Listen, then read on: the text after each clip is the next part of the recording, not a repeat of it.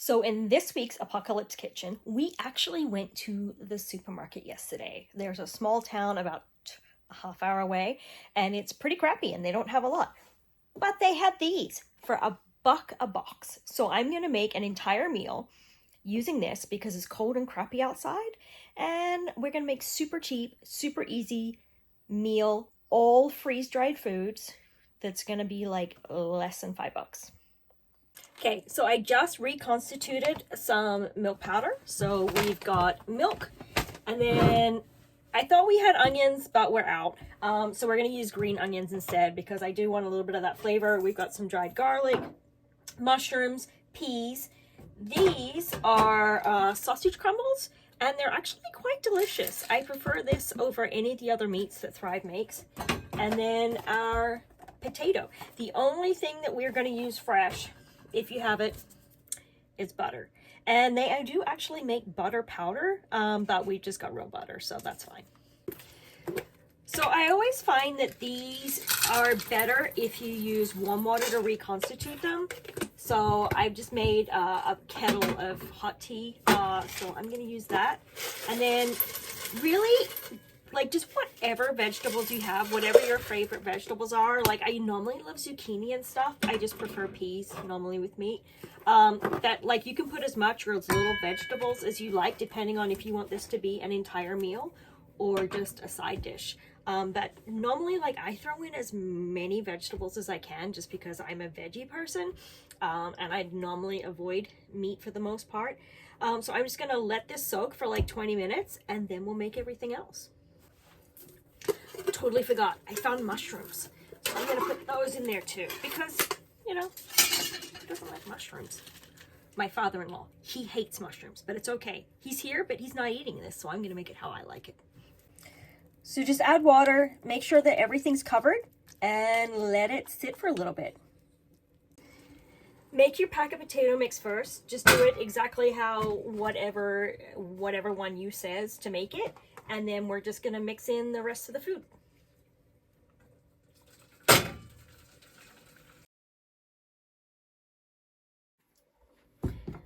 Find it's easier to mix the cheesy sauce first and then add your potatoes and then add this on top. Super easy. Make sure your pan is big enough because I almost overflowed it with how much I put in there. Now at this point, if you want it to be super extra cheesy, like even more cheesy than normal, this is your point to throw in some more cheese on top and freeze-dried cheese. I mean, literally everything is freeze-dried. I'm not even gonna reconstitute it. I'm just gonna throw some on top and then let it soak in like that. I forgot to preheat my oven, but it's on now. And so we're gonna stick this bad boy in for 20 minutes.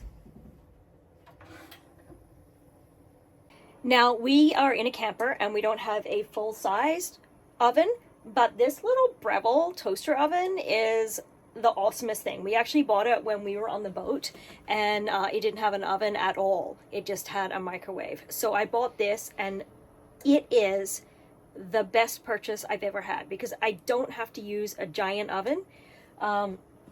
It's like I can make toast or tater tots or like pie. It's great.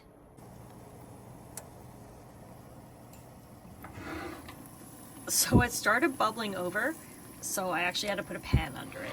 So if it's at the top, maybe do that. So while that's in the oven, if you have one of these, and it doesn't have to be this brand, it's just any of the hot pot cooking things, and you have freeze-dried food, this is like the easiest thing in the world because you can literally like fill this bit up with all of your dry ingredients, take it to work or camping or wherever you're going, and then just add water. And then you can cook it right there. So I could make this dish, but I would make it in a half portion, like just do half the ingredients and like cook it at work. And then I have my like $5 meal at work instead of spending 20 bucks on takeout. So yeah, like these things, totally worth the investment. Love this thing. Okay. It beeped a few minutes ago, but it is still bubbling wildly. Ooh, it's hot. hot. Let it sit for like 10 minutes, not just because that way you don't burn your mouth like my husband does every time, but it'll thicken up and be much more delicious. And if you want it to be even more crispy and brown, just leave it in the oven for an extra few minutes. And I used to advocate for always eating fresh food, but like when the apocalypse happens or there's a cost of living crisis or, you just don't really feel like cooking or you just run out. There are so many ways you can make easy, cheap, comforting food for super cheap. Like this meal, less than $5 and it'll easily feed 2 people with leftovers.